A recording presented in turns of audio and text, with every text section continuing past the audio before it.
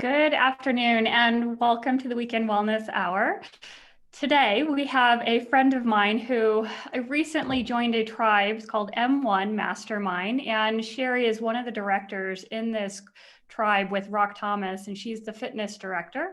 I got to know her very well. We have our own little pod where we mastermind and work together on a weekly basis. So I've gotten to know Sherry very well, and I'm very honored to bring her on the show today. She is an osteopath, an athletic trainer. She is a fitness and life coach. She knows nutrition. She is just a ball of information when it comes to health. So I'm very honored to bring Sherry on today. Thanks, Sherry. Thank you so much, Amy. I'm so happy to be here.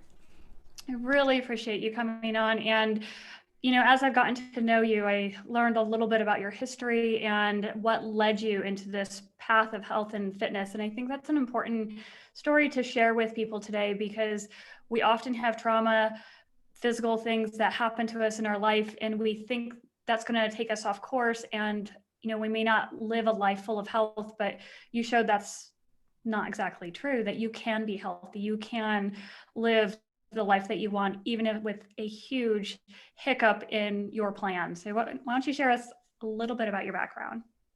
Yeah, for sure. And, I want to start off by saying that, something that we talk a lot about in M1 is learning how to view things and giving certain things that happen in your life a story. And instead of looking at things that happen as things that happen to us, to instead look at them as things that happened for us. And so, as I share with you my story, I'm also so grateful it happened and want to say that for many, many years, I was very embarrassed. I didn't share it with a lot of people because I always felt like the victim of that story. So, growing up, I was very athletic. That's really how I identified myself. I was a child athlete. I was very big into swimming. I was in all sports and constantly known for being the strongest girl in class or the fastest runner in the class. And when I was in high school, I was also very heavily into sports, and track and field being one of my main sports. I was hit by a car when I was 16 years old and I damaged my spine, and as a result had back surgery for the first time. And my doctors told me that I couldn't participate in sports anymore, that going forward I would have to start maybe doing some light walking on the treadmill, and should I become pregnant in the future, then that could propose a lot of challenges because it wasn't really known how well my back would support the pregnancy at the time. So for many years I listened, and I had my back surgery. I started taking a lot of pain medication to manage the back pain. I was very limited with what I could do. I would always be very on guard of how I was sitting, how long I was sitting for, and that essentially became my life in, my late teens. And this went on for a few years, and of course I started finding myself hanging out with a completely different crowd. It wasn't the athletic crowd anymore, and started picking up habits in my life that didn't really match that identity that I knew as a child. Until my early 20s, I had enough. I just woke up one day and I just couldn't recognize myself. I didn't like where this was going. So I walked into the gym. I had no idea what I was doing at the time. And I just started imitating what I saw around me. I just started copying exercises. And I stuck with this for several months until eventually I noticed that my strength was increasing. My back pain was almost gone at that point. I was coming off of my pain medications. I bought a treadmill from off of Kijiji, or I guess you guys call it Craigslist there. And I slowly started running, so 5 minutes at a time, and slowly built up to an hour until eventually I was able to run a full hour outside. I was able to train, and I just unleashed this unbelievable passion and desire inside me to share this with others. Because if I could do this, then I could help others do this. And at that time, I was doing my master's degree in chemistry at McGill, and I decided, well, I don't want to do this anymore because I feel like this is not my path. My parents were flipping out. How could you just stop in the middle of your master's degree? But I knew that I had to do this. So I stopped my studies. I went back to Concordia. I started a brand new bachelor's degree in exercise science and learned everything I could possibly know about the body. And it just became an obsession, just to understand how the body could move, to understand how to manage pain, how to help others with pain, and of course, to understand nutrition and how that also, not just for aesthetic reasons, can help a person, but more importantly, to help somebody with performance or even managing chronic pain. And eventually I found myself just starting to work with people. I was training anybody who would allow me to. And, for free, I was driving all around town, going to people's homes. And that's really where it all started for me. That's incredible. And it's amazing to see what you really had to change were the habits that filled up your daily life. Yes. Now, we all have habits. We don't always think of them in terms of health and fitness, but health and fitness habits are just as important as everything else. And that's what I heard you say is you started changing. You changed your environment, you changed the people you're around. So you formed new habits, one that was focused on health, fitness, and how to heal. So do you see that a lot with your clients and patients where if they just change their daily habits, just switch it a little bit, they have a whole new life? Yes, exactly. And your habits create your identity, right? Mhm. It's very difficult to desire a goal when the habits or the lifestyle that you live don't match that goal.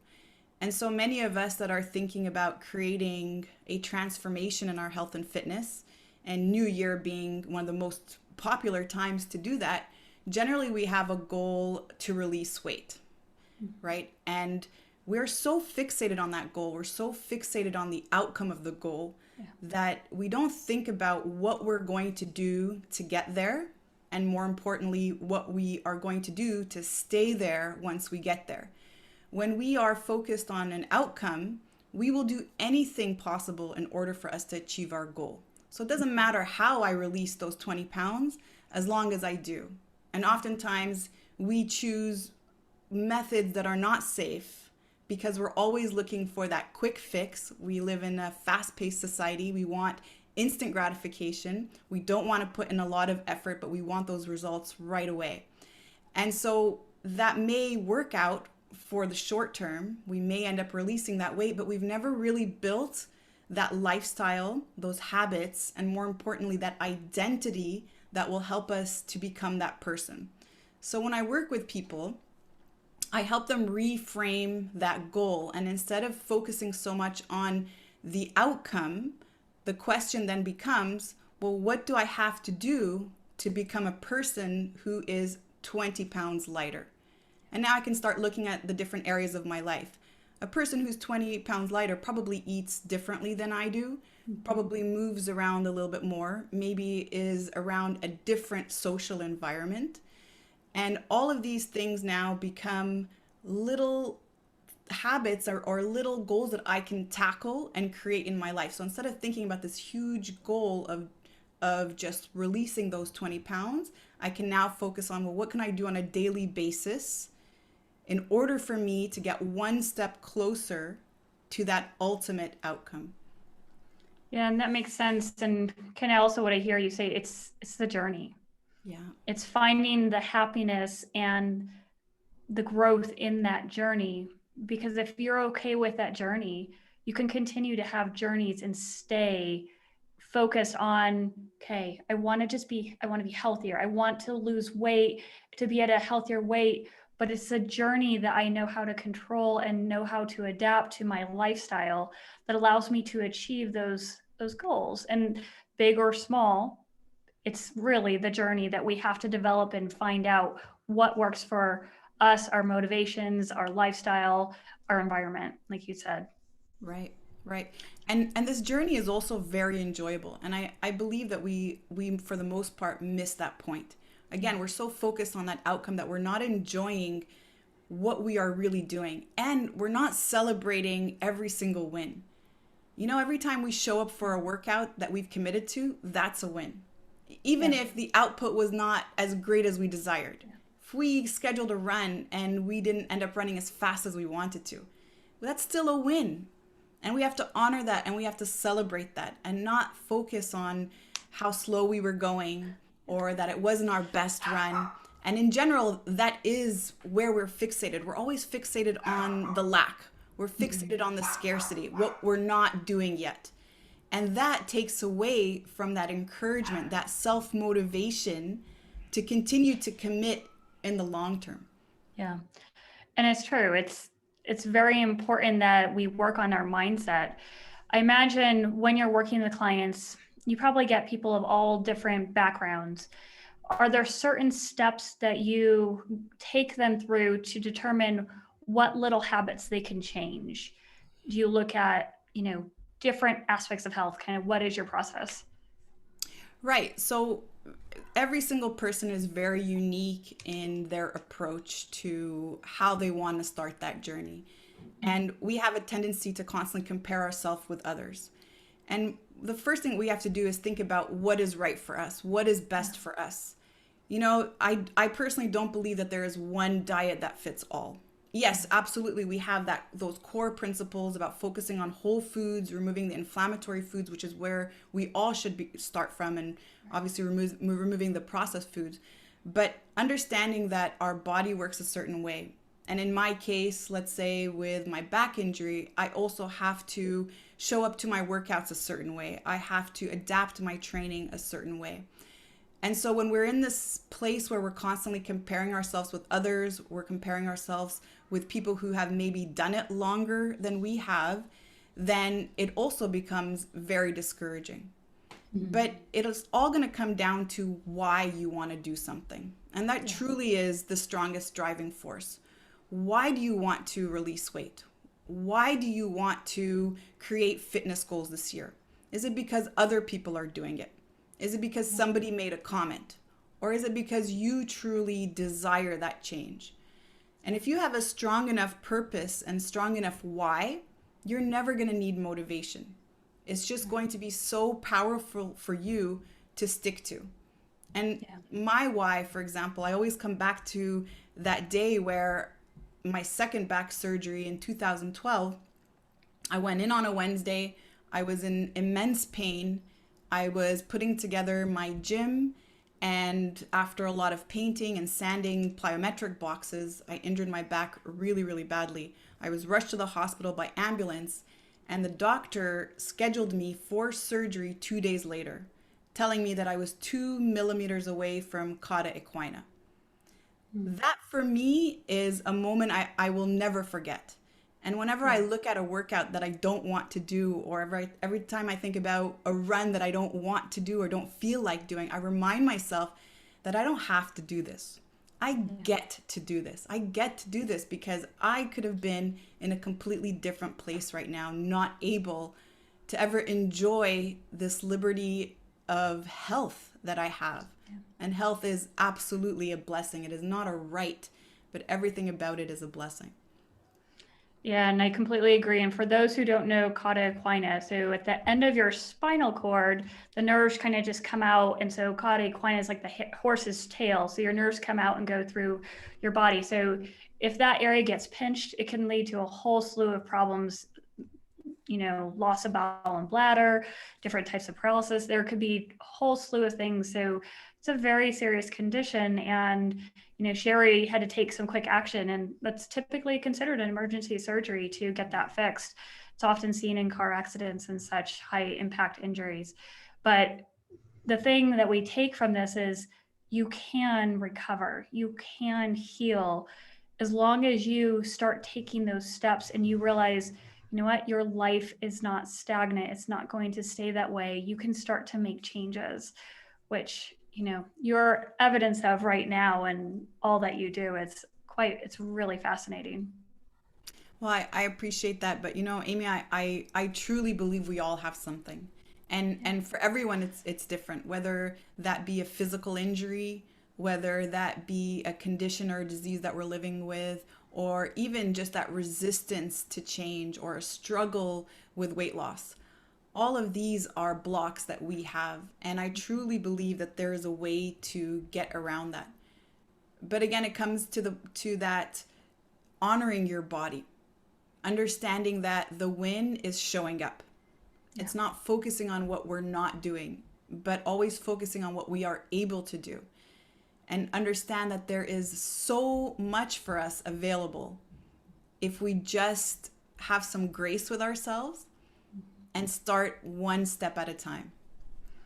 Yeah, and I completely agree with that. The other thing also that helps is having that community, having someone to guide you along, someone like you. I know you work with a lot of clients and you guide them along their journey. We all need someone, that mentor, that coach, that guiding hand that helps us and says, you know what, you're on the right path. Let me just show you a little bit more. Let me be a listening ear for you. And you provide that service for a lot of people.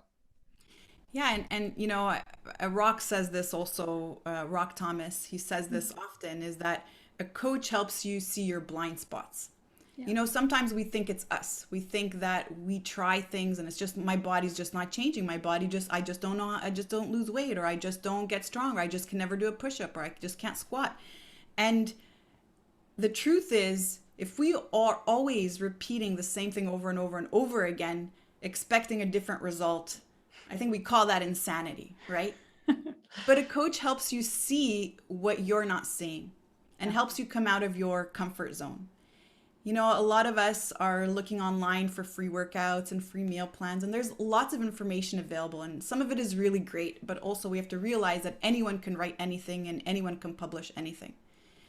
But the way that the human ego works is that we tend to choose workouts that are maybe not accurate for us or maybe not pulling us out of our comfort zone. But instead we choose workouts that we know look easy, look fun, look doable.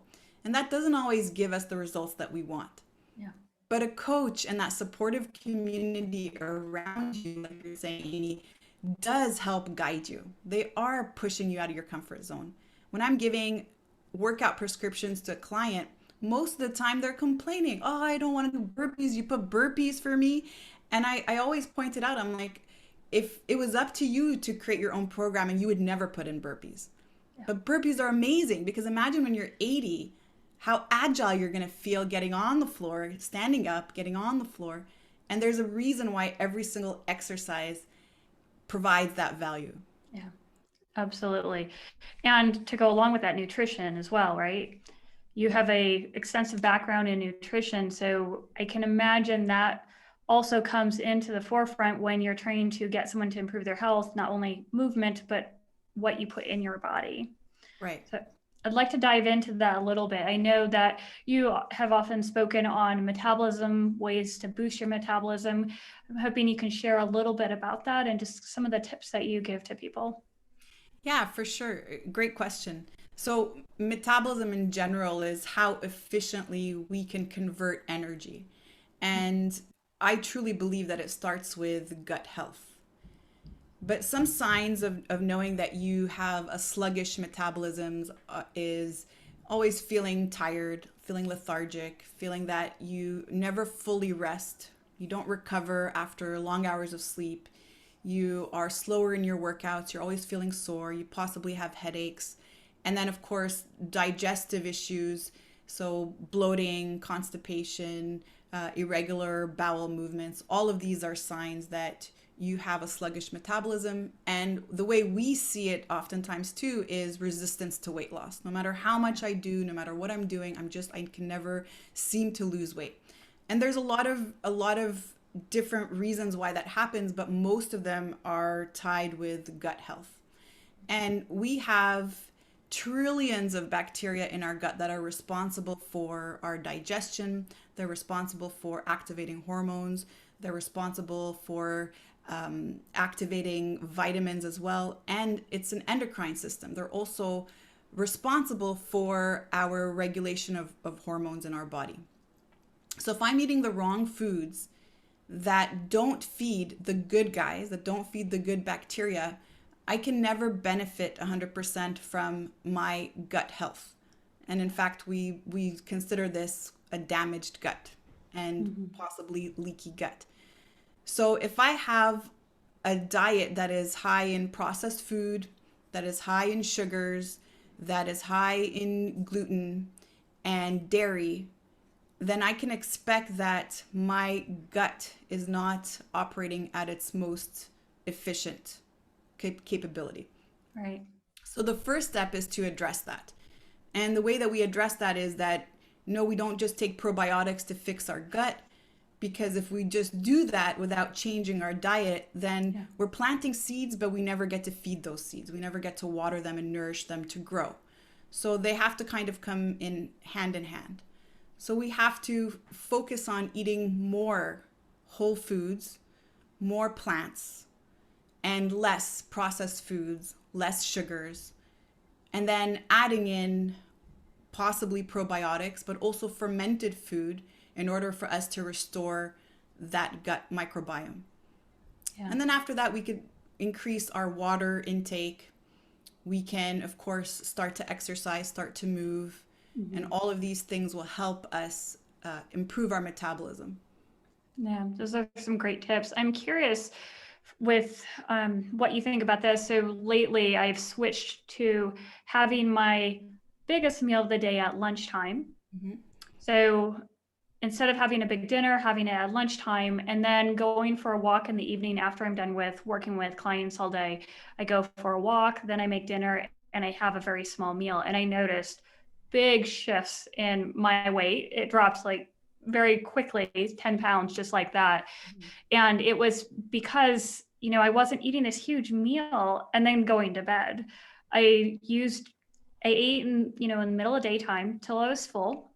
Even stopped before I was full, just let it satiate, let my digestive tract take over. And then by the time dinner came out, I wasn't that hungry, and I'd nibble a little bit just to, just quell some of the hunger, but it wasn't a big deal. And I feel so much better. Instead of having a small lunch and then I'm drained mid-afternoon, I had a nice lunch and I had energy the rest of the day. It was quite a shift. Of course, it happened during the pandemic because I could prepare a nicer lunch during the daytime. So I'm just curious your thoughts on that. Yeah, I think that's really great. And I do agree with you 100%, Amy. And the majority of our calories should be had during the day where we are the most active, where we do need that energy. And like you're saying, maybe pre-pandemic, most of us are so busy in our day, we're not prepared. We don't have food available or prepared for us, so we can go the whole day with just a couple snacks. And then by the time evening rolls around, we have dinner. And then because we didn't eat enough during the day, we just keep snacking and munching and munching and munching. And once you have that deficit in the day, then it's really hard later to get that satiety. You're still looking for that food. And now you're starting to crave sweet stuff. You're starting to crave sugar because that's instant energy for us. Yeah, absolutely. And all of those are very detrimental to healing and restoring our body. So not good. Now, before we went live, we were talking about a book called Fiber Fueled. And I heard Dr. Will Bulchowicz on a podcast recently. And one of the biggest takeaways I took was having 30 different plants in your daily or weekly meal plan. So it could be herbs, spices, vegetables, grains, fruits. And I find that very fascinating. When I tell people that, their first reaction is, there's no way I can do that. It's not as hard as you'd think, though, right? No, and it's not. And there's little tricks around it, but that's a really great point. And he talks a lot about creating variety and biodiversity. So again, coming back to the gut microbiome, if we have so many different strains, we have a variety of strains, it allows us to eat a lot more food and be able to digest and break down a lot more food comfortably. But when we're limiting our intake to about 10 different fruits and vegetables and just within that range, which is really the average diet for most of us, and that's probably even being a little bit generous, then we're only growing a very, very small population of bacteria. And again, coming back to the importance of the gut microbiome in terms of hormone regulation and the immune system as well, and our mood, and so many new discoveries that are happening every single week. It's so important to create diversity in our food, and that way allow our microbiome to be more complete and give us optimal health. Yeah, absolutely. And I'm curious, when you encourage people to drink more water, do you have them put lemon in it or anything else in it, or do you just say straight pure water? My dentist will kill me because every time I would come in to the gym with lemon in my water, she's Yeah. like, that's so bad for your enamel. And she's right, from that Mhm. perspective. Yes, I do put lemon in the water. I do encourage to put something in there to help make it a little bit tastier. I mean, Yeah. gets really boring to drink straight up water, but it's really important also that whatever we put in there won't be artificial sweeteners, won't be chemicals. There's a lot of powders and mixes that are 0 calorie that we can put in there, but it's always a reminder that we don't know the impact of these chemicals long term, and we don't know the impact of these chemicals on our gut microbiome. And tea is also an option. There's a lot of herbal teas, and it's another way to get our fluids. Eating a lot of fresh vegetables is another way to get our fluids as well. So just Mhm. knowing that the more vegetables I eat, the more plants I eat, they're also full of water, and I'm getting more hydration this way. Yeah, very important point. And we need that, especially if we're going to start working out. Now, in terms of metabolism, do you encourage a certain amount of time exercising or moving per day when you advise people? Oh, that's really great. So, yeah, always meeting the person where they're at. So, for example, if a person is accustomed right now to, say, 2,000 steps a day, we're not going to jump to 10,000 right off the bat. But that being our ultimate goal as a minimum, then slowly making our way towards that. And in terms of exercise, I really, really promote the high intensity interval training and strength and conditioning. So, a lot of strength work, a lot of loading of the bones as well, especially as women age. It's really important for our bone density and to avoid things like osteoporosis and Yeah. osteopenia. But what we always focus on in general is what we're going to do at the gym. If we set up a workout, we're always focused on, just that workout, and we kind of neglect all of the other hours of the day. But the true secret for boosting the metabolism is thinking about all of the other hours of the day where we're not moving so much. Yeah. You may hit an amazing workout at the gym and you got to spend an entire hour lifting weight, but then the rest of the day was quite sedentary. So that's a reminder that we are meant to move, and there are different ways of doing that. Here in Montreal, we have an 8 p.m. curfew, and it's quite cold on some days. So, for sure, it kind of restricts people from leaving the house. But Mhm. some things that we can do at home is, going up and down the stairs a few rounds while we put away our laundry. Every opportunity that we get to, grab something and put something away, we should do that. I mean, I think Yeah. a lot of us default to asking our kids to grab us a pen or to grab us a water. Can you get me that from the closet? Go upstairs and grab me this. But the way I look at it is those are lost opportunities to burn energy. So I Yeah. try as much as possible. I don't mind if I forgot something downstairs, I'll run downstairs, I'll come back upstairs and Mhm. try to increase those steps all Yeah. day long. Yeah. That's funny that you say that because I'll get the feedback from people when I say cook using just food from the ground, vegetables, plants, and they say when you eat plant-based, it takes so much time cooking.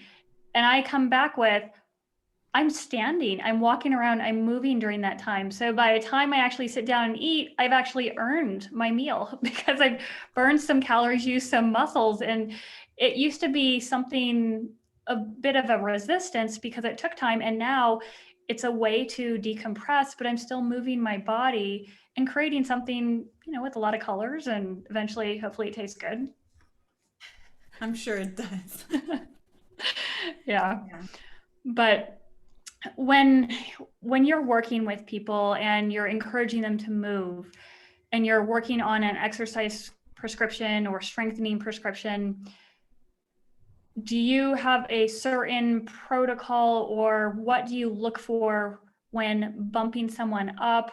What is your recommendations for someone who wants to get started, isn't really sure, maybe they've been sedentary for a while, hanging out on the couch with COVID?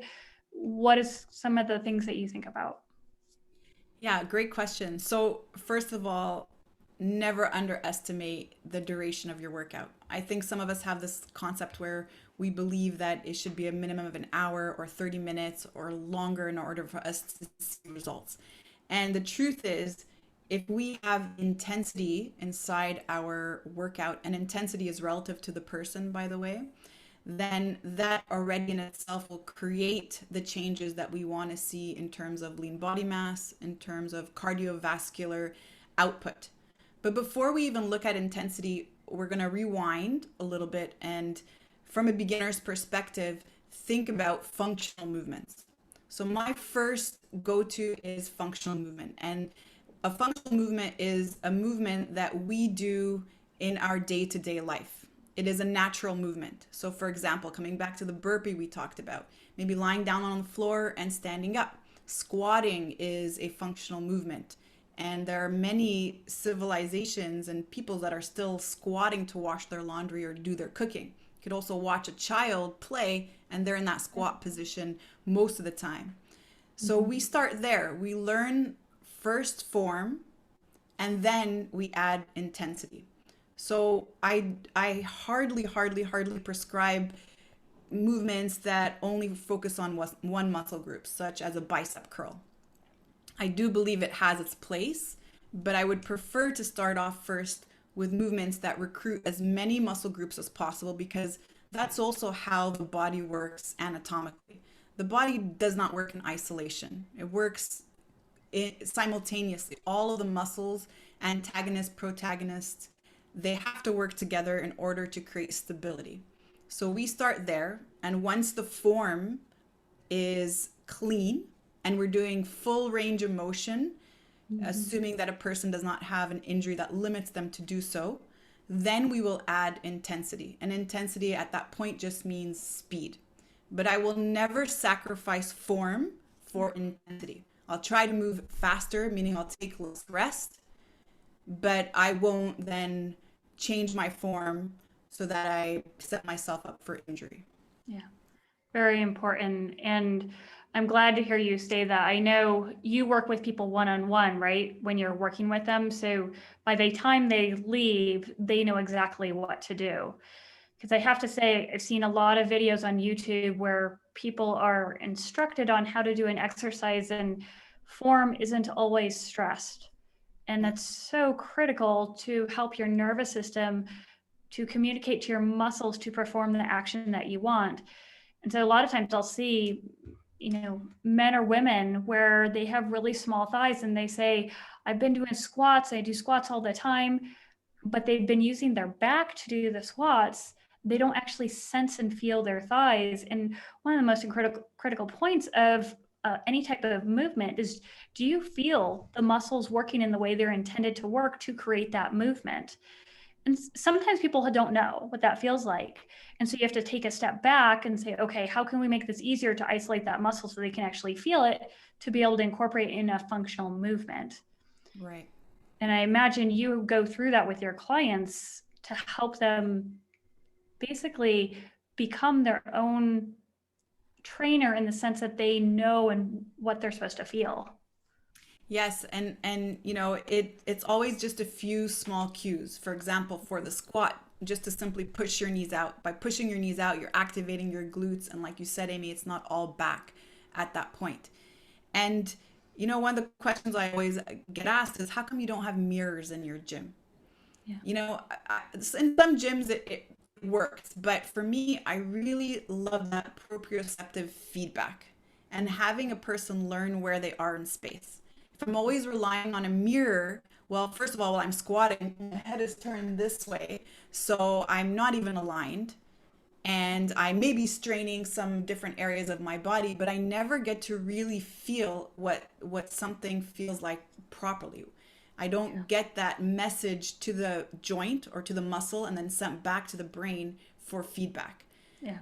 So it is just a few cues, but you're right. We have to make sure that we are firing certain muscle groups when we're doing certain exercises.